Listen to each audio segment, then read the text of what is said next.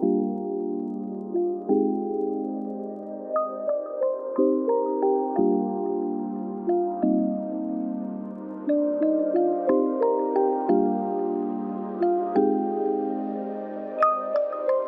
suis Graciela Civita, je suis la fondatrice de ce dispositif et j'en suis aujourd'hui la directrice. Je suis Magali Pinenc et je suis responsable sociale et insertion professionnelle et référente handicap. Alors moi je suis Nathalie, je suis orthophoniste à l'association. Je m'appelle Justin Aubert, j'ai 30 ans et je suis formateur sur la partie orientation professionnelle. Ce dispositif a été créé suite à une étude recherche que j'ai faite dans les années 2011 à 2013. Ça concernait en fait l'employabilité des jeunes en situation de handicap et plus spécifiquement des jeunes ayant des troubles TSA, donc troubles du spectre autistique et des troubles 10. Et l'étude a fait remonter en fait tous les freins liés à leur insertion dans le monde professionnel. Alors quand un jeune rentre ici, il y a plusieurs étapes. Il y a le premier contact, la semaine d'immersion, puis ils sont intégrés à au centre de préformation. Ils ont des groupes, des ateliers en orientation professionnelle et en mise à niveau.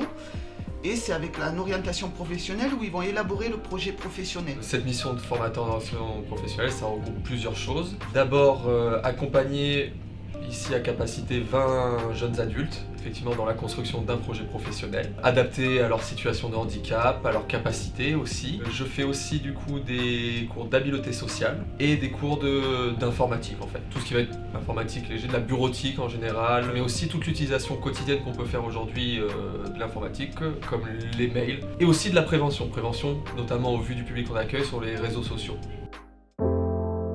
Angélique, Maëva, Thaïs, Isabelle, Armand Chauvin. Je m'appelle Stanislas. j'ai trouvé capacité à l'unité Comet où je suis suivie à Propara. C'est le psychologue qui m'en a parlé et c'est comme ça que j'ai découvert capacité pour moi. alors j'ai trouvé capacité, c'était au collège, avant le collège, à la troisième. J'ai resté pendant 3 semaines chez moi, puis après avec mes parents, on a vu un truc pour les personnes sans handicap. Au collège, les gens ils savaient pas comment faire avec les sans handicap. juste comme on a une difficulté pour eux, ben on est différents. Comme eux, ils n'ont pas de difficulté, du coup, ben, ils nous jugent plus que les autres. Pour moi, c'est pas normal, mais pour eux, c'est normal. Après, on s'en fout comme on est. Puis c'est difficile les horaires et tout ça. Enfin moi, c'est que comme je suis tombée malade quand j'étais au collège, gérer les études, les problèmes de santé, les rendez-vous et tout ça, c'est un peu compliqué. Et du coup, on rate. Enfin moi, pour ma part, j'ai raté des années scolaires. C'est pas bien ça. J'ai pas fait.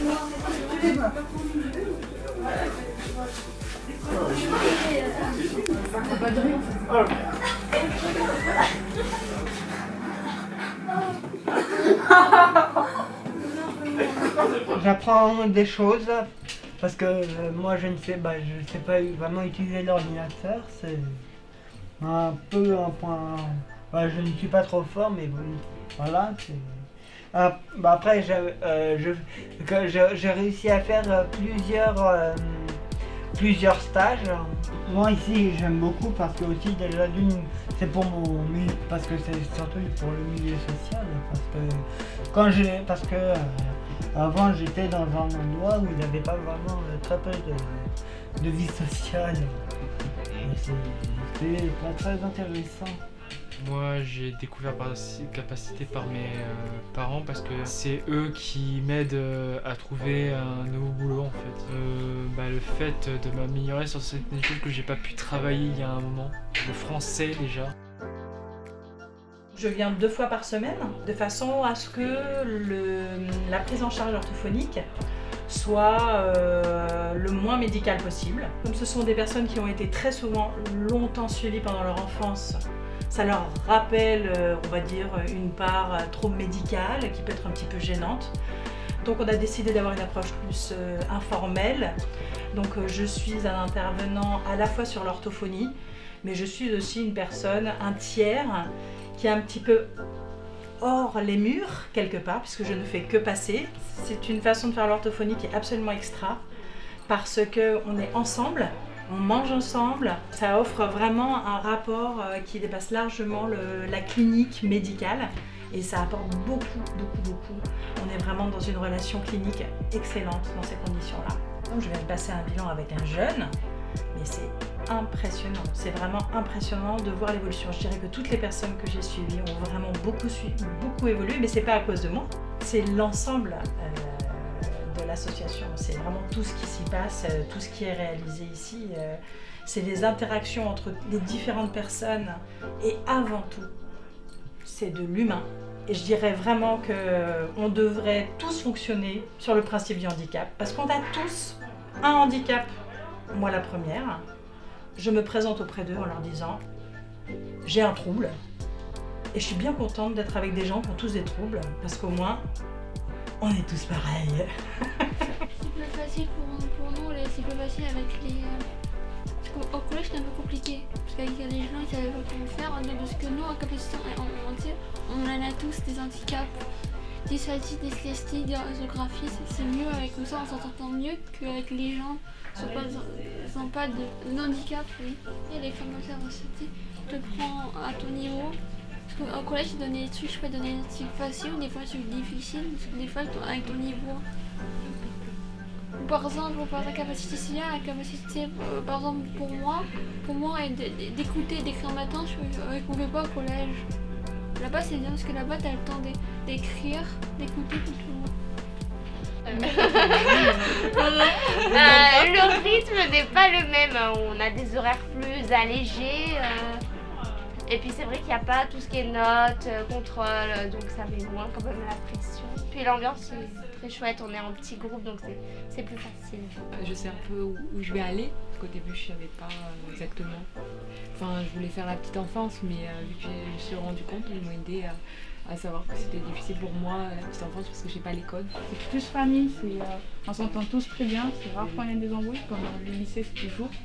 Là, mais c'est rare, vraiment c'est rare. Enfin, moi c'est que comme du coup j'avais des absences, des retards, je faisais des convulsions et tout ça, donc en fait je manquais, il fallait que je fasse les devoirs, en plus c'était difficile à gérer tout ce qui était au niveau organisation et du coup j'y arrivais, mais du coup il y a des fois où j'étais pas là, donc il y a des choses que j'ai jamais vues, donc si le contrôle arrivait, j'étais pas... Alors qu'ici c'est plus libre, voilà, on en est, si par exemple jeudi dernier j'étais pas là, moi tant pis j'ai manqué, mais du coup je reprends à mon niveau, alors que là en classe normale tu suis, si t'es pas là, c'est difficile, surtout si t'es pas là souvent. Alors les besoins spécifiques, c'est notre public effectivement, qui est ici, qui est des troubles dys et multidys, dyspraxie, dysorthographie, dyscalculie, mais effectivement à un niveau qui freine les apprentissages au niveau scolaire. Quand on va prendre ces jeunes-là qui sont souvent isolés ou sortis du cursus scolaire, qu'il n'y a plus de suivi, pas de structure qui puisse les accompagner, qui sont sans solution comme on dit, c'est les NEET, ça vient du terme anglais, non-employed, sans formation, sans éducation et sans suivi. Et du coup, nous, c'est redonner en confiance, parce que beaucoup ont été parfois cassés par le système scolaire, par la vie, par le regard de l'autre, suivant l'âge qu'ils ont, et par l'éloignement en fait de la société. Donc redonner une confiance en soi et que chacun a des capacités, qu'on peut s'insérer effectivement dans notre société à son niveau. Moi, je vais faire récultrice, m'occuper des plantes. De la serre à travailler à la serre. Moi, je voudrais travailler en contact avec des enfants porteurs de handicap ou à l'hôpital pour un peu égayer leur journée qui sont parfois difficiles et lourdes. Moi, c'est je voudrais travailler en ESAT. J'avais fait un stage justement il n'y a pas très longtemps, l'ESAT La Palanca. Et du coup, j'ai pu découvrir un peu ce qu'il y avait, le conditionnement, une préparation de commande. Et du coup, je voudrais travailler dans les ZAD plutôt. Là, c'était ZAD, c'était hors les murs en fait. C'est le travail qui t'accompagnait dans le milieu ordinaire. Et il y a eu des éducateurs, formateurs. Et du coup, moi, je voudrais dans un ESAT, je ne sais pas dans lequel encore.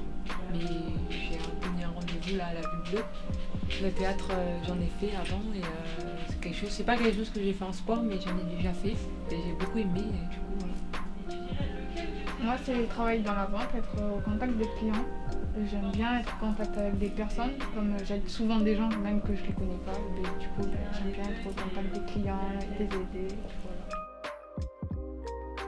Essayer d'orienter, d'accompagner aussi les familles, d'être un relais aussi pour les familles, ça c'est important. Les familles qui se sentent démunies, vraiment quand ils ne savent plus vers qui se tourner. Et donc voilà, on essaye aussi de redynamiser une relation comme ceci. Alors je suis maman d'un jeune homme de 28 ans qui est dyspraxique, qui est multidys, qui a des troubles neurologiques aussi et qui a un syndrome autistique. J'ai connu Capacité parce qu'à 17 ans, le lycée m'a dit on ne le garde plus. Donc je l'ai eu avec moi, j'ai cherché des solutions. Je l'ai envoyé pendant 2 ans en Lozère, où il n'avait pas sa place puisque lui est marchand, il parle. Je l'ai récupéré, j'ai fait son orientation, j'ai fait son infirmière, son éducatrice et un jour la mission locale m'a dit « mes capacités existent ». Je l'ai accompagné ici, je l'ai pris, il est rentré et j'ai repris mon rôle de maman. Et je ne suis plus que la mère de mon fils, je ne suis plus son infirmière, son éducatrice. Et voilà, et du coup je me suis investie dans l'association, d'abord en étant secrétaire de l'asso puis présidente.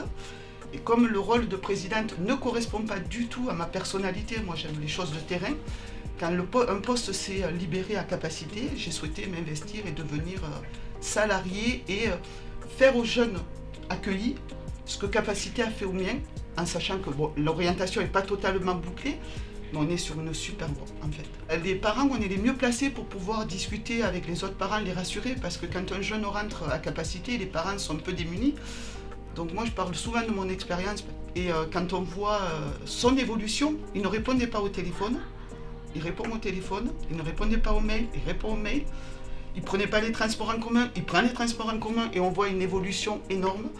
Et les parents ont le droit de lâcher prise à un moment et de vraiment redevenir les parents de leurs enfants. Et l'objectif de Capacité est de pouvoir vraiment donner à chaque jeune l'opportunité d'avoir sa place dans la société. Et ça, c'est l'essentiel de Capacité. C'est vraiment reconnaître la citoyenneté de chaque individu, les droits de chaque individu, qui ne sont pas aujourd'hui respectés et entendus. Qu'un dispositif comme Capacité, aujourd'hui, il a sa raison d'être, puisqu'en fait, il apporte une solution aux jeunes qui sont sans solution et en situation de handicap. Et je suis fière de mon équipe qui travaille vraiment à donner cette opportunité à ces jeunes et à leur redonner confiance qu'ils puissent, ils ont le droit de créer leur avenir. Mais en vrai, Capacité, moi mon souhait, c'est que ça n'existe plus.